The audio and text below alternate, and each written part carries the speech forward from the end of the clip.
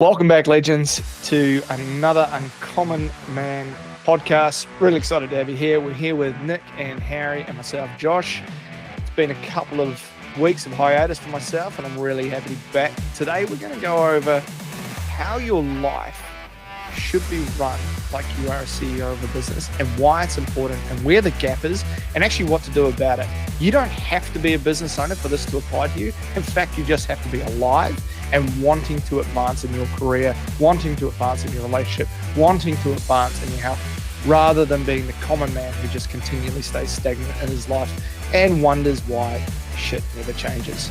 So as we dive into this, I'm really excited to chat to Nick and Harry and talk about the personal experiences and the things that they've done with their clients to absolutely transform men's lives.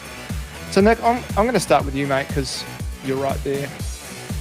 Look, we know that guys who are at the upper level, the uncommon goes, the high achievers that we talk to in our daily lives, who are our clients, who are the uncommon men who are going after what is not normal. That is not the stagnation of everyday man's life. It's not the grumpy, angry relationships. It's not the empty bank accounts. It's the guys who are at the top who are really pushing the limits. They have a mountain of responsibility. Right? They have a lot that they carry on their shoulders. They have very high standards and they demand a lot of themselves and they demand a lot of their team in business and they demand a lot of their family. How do you see the gap, or what do you see as the gap between how they run their business and how they run their kind of personal life? And I'd also like to understand how you're helping guys kind of bridge the gap between the two as well. So funny, I had a conversation with the guy who would fit the bill there yesterday. He was also breathing and alive. And what is really interesting is he's struggling with this idea of accountability within his organization. He's accountable to himself. He's really good at that. He's good at taking stock and checking in and self-reflecting. But he ends up taking accountability for his entire team. In terms of micromanaging, in terms of if someone isn't being efficient and effective, he steps in to fix their problem. He steps in because he's more effective, he's more efficient, and he gets so frustrated. So he ends up taking accountability for everyone and everything, and then it results in burnout, essentially.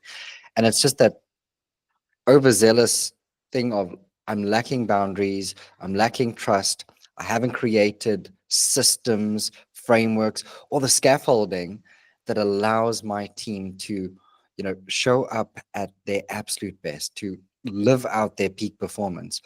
And that's been reflective in his household as well. He doesn't trust his partner.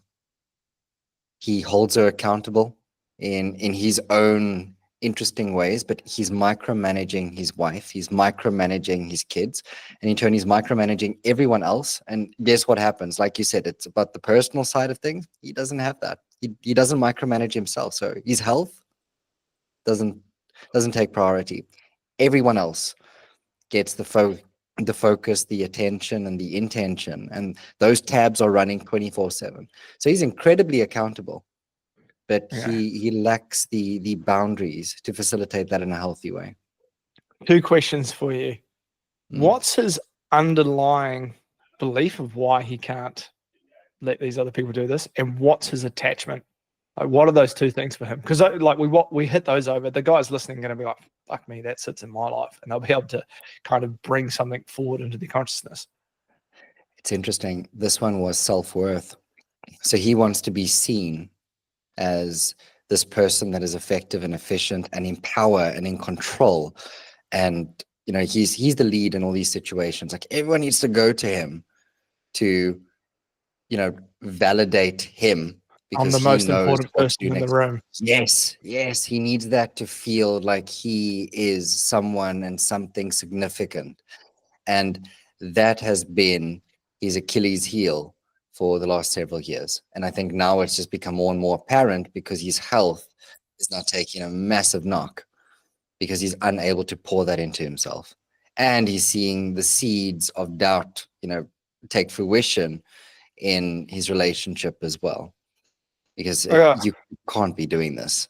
You Hands can't up be. if you guys, hands up if you guys ever like tried to get your worth from being the most important person in the room, because fucking that's me to a T. I've been there like all day. I'm I'm the like, yeah, leanest every yeah, day. right, exactly. I find my worth in being the most valuable person in this room, and I can be the most valuable person if none of you guys know how to do your job, because I'm not prepared to actually teach you or trust you. So therefore, everybody has to Yeah. come to me because I am the most important, and therefore I am worth. Damn. Fuck, that poor guy. Shit, I So hate the how cost. do you fix him? That's the question. How do you fix him? Yeah. So what the first step was, I found a rock in the middle of a lake, and I said, you need to swim to that rock and sit there and perch yourself on there and meditate for days on end, and then you shall find yourself. You shall Yeah, find who you are. you shall find yourself. There you are. There you are. I call it the "there you are" method. We can sell that. We got a TM that though. It's the there you are method. We'll find the lakes and provide the rock. You've just got to do the finding. Exactly. It's an uncommon rock. There's nothing like it. Yeah, good. No, so it's really been just this practice of peeling away the layers. And we had quite a powerful in-person session yesterday, and it was just this conversation around, look, you've got all these different responsibilities and things, but not at one point did you point back towards yourself and realize that all this life that you're living stems from you. And your first set of accounts should be upon yourself. You need to be focusing on what you're pouring into you so you can give the best of you to other things. Yes, we can work on the mechanic of self-worth, but if you start to see yourself as worthy because you're prioritizing yourself, you're naturally going to begin the process of unraveling that. So just a very clear step is just, well, before putting my business first or my team first or my KPIs first or my family first, put yourself first. That's the practice. I love that from guys where you suddenly they get slapped in the face with like, oh, that's why I do that. And then they're like so excited. They're like, cool. So what do I do? Like, what do I do about it? Like, how do we fix this? I'm like, well, okay, mate. Like, just lean back for a moment. You've just found out about this. This is pretty exciting stuff. What if you just demonstrated to yourself every single day that you were worth it? What's one thing that you could do? It's like, I can start with a glass of water in the morning, mate, rather than a Red Bull. Action speaks way louder than words. Everybody wants this like instant fix. It's like, cool. I'm like, nah, man. Like, actions, small, big, whatever, just actions towards saying every single action you take says, should I love myself a little bit more? And yeah, there's frameworks and we've got tools and whatnot, but at the end of the day, it's not sexy, but it's simple as hell. So easy. I find it so interesting that as humans, we can be so successful in one area of our lives and it doesn't like leak out into other areas. You know how we say that sayings like how you do one thing is how you do all things? I think that's proof straight away that that's just not true. Like people are super successful in business. And they're busy shagging 3 other women while their family at home like suffocates and dies from a lack of emotional and support in that area because they think, oh, I've nailed it from a financial point of view. I'm like, dude, what's going on here? Like you've got a P&L for your business. What are you doing in your life? What's your audit look there?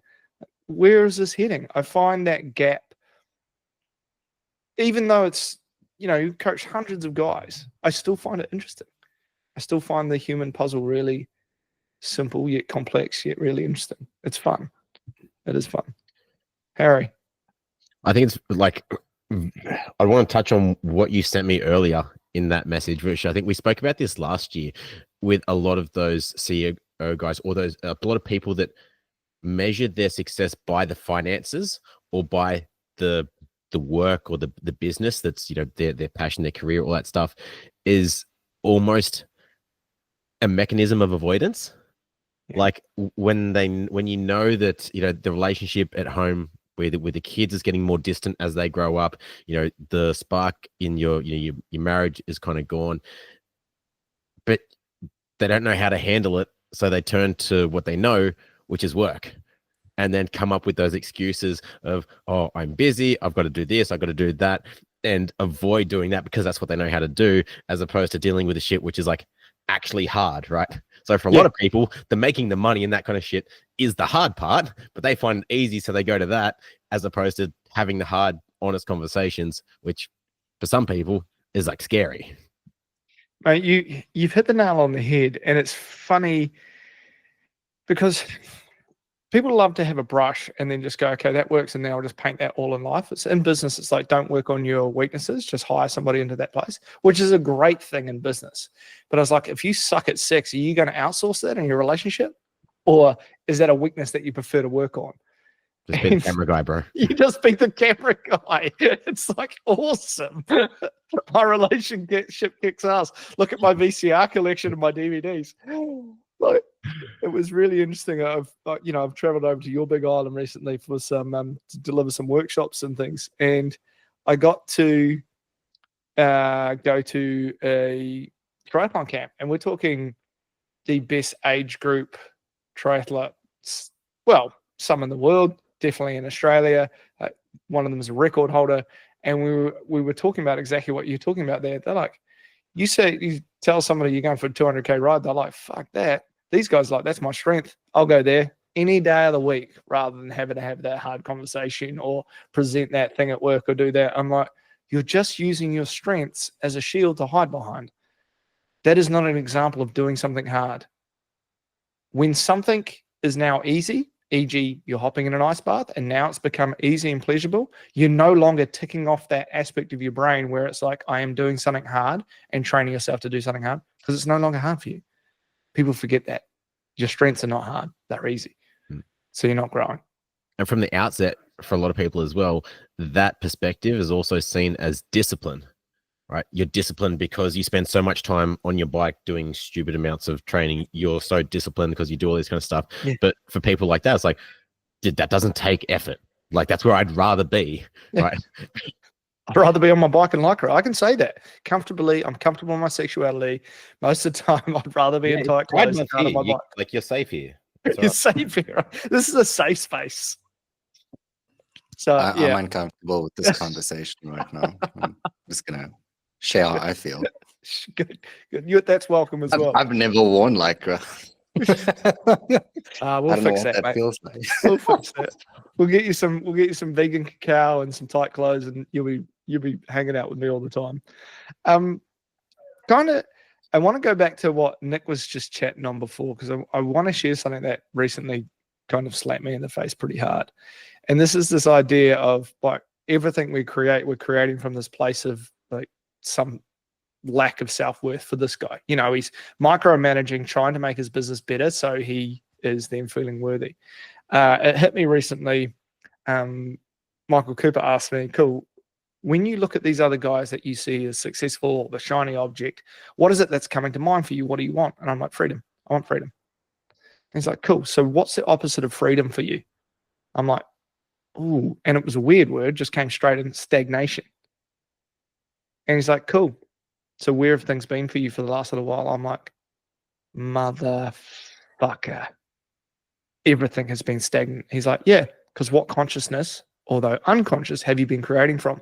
I'm like, stagnation, because everything outside of me is freedom. Therefore, I'm coming from a place of lack. And my opposite of freedom, my lack, is stagnation. So what was I creating? Stagnation. It slapped me in the face like a thunderbolt. And I was like, holy shit. And it was a massive change for me. And what I realized is that for a long period of time, I have been learning. I've been learning a lot of things. And I'm always learning, not necessarily growing. And I suddenly saw the difference between the two. The learning is like, if you can teach a monkey new skills, right? You can teach a 3-year-old how to do times table. Same with business, right? And Harry and I spoke on this today. Business is literally a formula. It's a mathematical formula. This plus this plus this plus this equals this. If something doesn't work, you need to tweak something in the equation somewhere. Those people who aren't in business, there's one reason. Mindset. They don't have the mindset. Something is different in their head. So technically, if there's a formula for business, anybody can do it. It's literally the mindset that holds people back. It goes for every single area in life. It was just so simple and just came to me, and I felt like sharing that now. So hopefully whoever's listening, that was helpful, but certainly helpful for me. Yeah. Well, think that perfectly segues into or adds to, the topic of this is like how you run your life like a business. It's systems, right? It's systems and formulas that, obviously you can use a hell of a lot of different formulas when it comes to other aspects like relationships or health and things like that suit your own uniqueness or whatever that might look like for some people.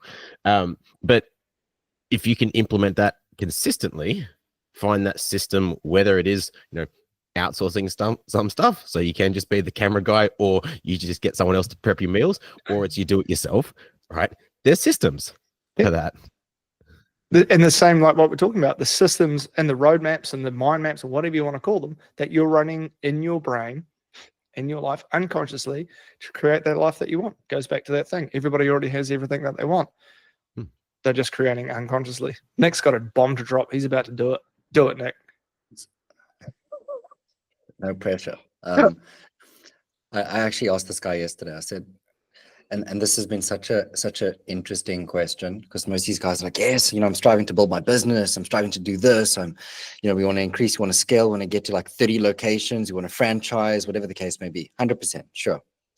So I asked him, what is your personal number when you get to 50? Like, what's your number? He sat there and said, I've never thought about that. I said, so you're running, you're pushing, you're burning yourself out, you're doing all of these things, you're neglecting your family, you're neglecting yourself because of what? What are you going towards? What is the goal? Because there'll always be another goal after the goal, but you need to at least have a clear, defined goal for yourself, not just your business. Couldn't answer that question. And I think so many people, it's that whole cliche of, are you running a business, or are you just a busy mess at the end of the day? It's a good one. And most of these guys just they're spinning their wheels, they're chasing their tail. And you call it accountability, you call it, I'm sacrificing this, and you'll find every masculine cliche to validate why you have to be there. And this ties, into everything that you've been saying. Maybe it is your area of genius, but it also ends up becoming a form of escapism from life. Because life isn't just one-dimensional, it's multi-dimensional, it's multi-layered, there's complexities, there's nuances. And you can be an expert in one area, but you could lack the growth, the EQ, the understanding of the living part. It's easy to be a robot nowadays. Learn a skill, implement the skill, become really good at that, rinse and repeat, get paid for said skill. But everybody's formula and blueprint is slightly different because everyone is different. And I think it's helping people uncover that. And like you said, it is the mindset that holds people back. But once they start seeing like, holy shit, I have my own unique blueprint for living life. And they learn from your blueprint, because that's why they're sitting there. They're like, wow, I can see what you're doing. Harry, I can see how you look after yourself and you care for yourself and you're so consistent. I really struggle with those things in this area of my life. I need to learn from you. Same with Josh. It's like, wow, I wish I could wear Lycra like you. How do you pull it off all the time? Let me It's teach you. inspirational. Let me teach you the way. Yes. I asked Harry a really important question today, which was double-sided. It's a really big compliment because, he often meets with me with his shirt off, which is lovely. And I had to ask him, I was like, dude, are you back on test? And he's like, nah, man. I'm like, dude, you are looking good. Yeah, it's a rig to be admired. So that was just a little piece that I thought was quite good for the segue there. Can we use him as the thumbnail? Yeah, absolutely, for the podcast. Yeah. There we go. As long as you don't Photoshop Lycra onto me, then we can do that. No Lycra. I promise you, no Lycra. This is a safe space for Josh. Good. I wanted to touch on like two kind of teaching points there, and hopefully I've lost one of them, but the other one will come back through soon. The thing, guys, there it is. It's like you've got to know what you are moving closer to. Otherwise, you're just going for more, and more is never enough. Never. That is one thing. Like, guys listening, you need to know what you are moving closer to in every area of your life. Like, what is it that you want your relationship to look like? Boom. What is it that you want your business to look like? What is your number? What is your fitness goals? All those things will allow you to move closer. And then it's what, not how. It's one of the key pieces of like magic. Like, what are you moving closer to? ignore the how for now. People get overwhelmed. Oh, I've got to do this. I've got to do this. Shiny object over here, shiny object over there. I'm like, dude, chill out. And the other thing is like, this is where mentoring, coaching, consulting is different, but mentoring, coaching, I think, are one of the most important things. Is that thing, that stagnation versus freedom. I didn't know that about me, and I consider myself a pretty aware dude. You can't see your blind spots. Don't think you're big enough to not ask somebody else to look inside your head and go, all right, dude, let me do a surgical analysis on the blueprints that you're running for life. And there's places that you'll be able to find the results of your blueprints, bank accounts, relationships, fitness. Like, if you're shit in your relationship, you'll have a shitty blueprint. If you've got 0 to nothing in your bank account and negative, you've got a shitty blueprint. If you're fat, overweight, like sore knees and back all the time, you've got a shitty blueprint. You need to find the blind spots for those. So those are 2 things that I kind of wanted to bring up for guys listening. Those are really, really important. I guess we kind of know why it matters, but have you got anything that you really want to add to that, Nick?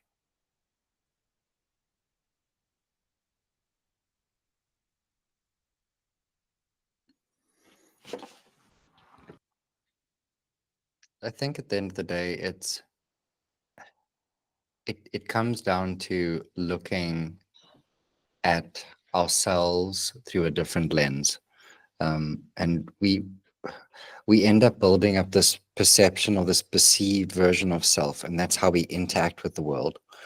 And we come to a place where you're just at this default automated expression of Josh, of Harry, of Nick, and you've got your bubble of normal, your bubble of complacency, your bubble of reality. Stagnation. Yes, stagnation. And then you don't feel like you're alive because you're completely out of sync of this natural flow of life and self. You're ever changing, forever growing.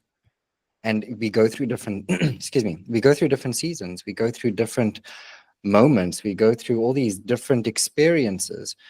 You cannot be the same person that started off the day when you end the day. It is impossible. There are small little things that have changed within you. And we fail to realize that. So we keep on trying to squash ourselves into a round hole when we're the square peg. And we keep on thinking we fit here, but we don't. We're growing, we're changing, we're morphing, we are expanding, but we limit ourselves through our mindset. But you're not the same guy. You're not the same guy you were 10 years ago. You're not the same guy you were a couple of months ago. You're not the same guy you were last week. That it's impossible, but we still think we're the same. And you might have the same values, but your implementation will be different. Your wisdom, your experience will be different because you've lived. So why do we then position ourselves, especially when you are in a space of authority and you are the designated leader for an organization or even just a family as a masculine? Why do we believe that that's all that we are? We're just this mantelpiece that sits on the fire and that's it. We don't change. We always steadfast. We don't, but sure, that's important, but you do grow, you do change. Your perspective, your awareness shifts. And I think that's when you begin to challenge your mindset and you open yourself up to like, well, what is possible? What if the way that I'm looking at myself or my relationship or my business or X, Y, and Z were to not be true, were to be limiting me? What would be possible beyond this point? What am I capable of? What have I thought that I could never do, but I'm going to look at doing that shit now and expand into that? What are the expanders that I can undertake? Like you said, like what are the areas that you want to grow? Where do you want to focus? How do I expand into that? What does it require of me? What is the type of person that I need to be, embody, feel, express, the way I need to think? Who's that guy? What does he look like? How does he live? How does his life feel? Now you're being pulled. I like that. Now you're being pulled towards something. Has you got anything to offer the boys? You have a lot to offer the boys, but on this point specifically. I think the only thing that I'd add to that, because Nick pretty much nailed that, is if there's something in your life that you're saying, I know what I need to do. I just need to do it. There's a block in there. Because if you truly knew how to do it, you would have done it by now and would have moved on. There's a difference between knowing something theoretically and then practically through having done the thing. Mate, drop that again, because that is such a good thing to bring the idea that somebody has a limitation to them into their consciousness. Hit that again. If you are saying, if there's something in your life that you are saying, I know what I need to do, I just need to do it, then you don't know how to do it. There's Fucking a boom. difference between practical and theoretical knowledge, and that's the experience of doing the freaking thing. Yeah. If you're not doing the thing, then I would argue you don't know how to do it, which in that case, like you boys just said, find someone that can eliminate that blind spot, that belief, that blockage of whether it's skills, knowledge, discipline, accountability, whatever it is that's kind of stopping you from getting there. Fuck it off, do the thing and get the result. Man, honestly, hey, no, man, I want to DIY. Yeah, good on you, bro. Enjoy your life with all the other common men. Hang out with them because I ain't got time. It's like classic, eh? Oh, man, no time for DIY. No. Thank you guys so much for your time. Now, for the guys listening, really important thing, we are the 5th of March. So it'll be a couple of days until this drops. I believe there is 3 places left for the Bali event, 2nd of May. There is an application link down the bottom if you would like to join us. We are going to show the guys how you create more, how you work less, and how you live deeper across the 3 main elements of your life. You will walk away from that event a completely different man from the man who walked in.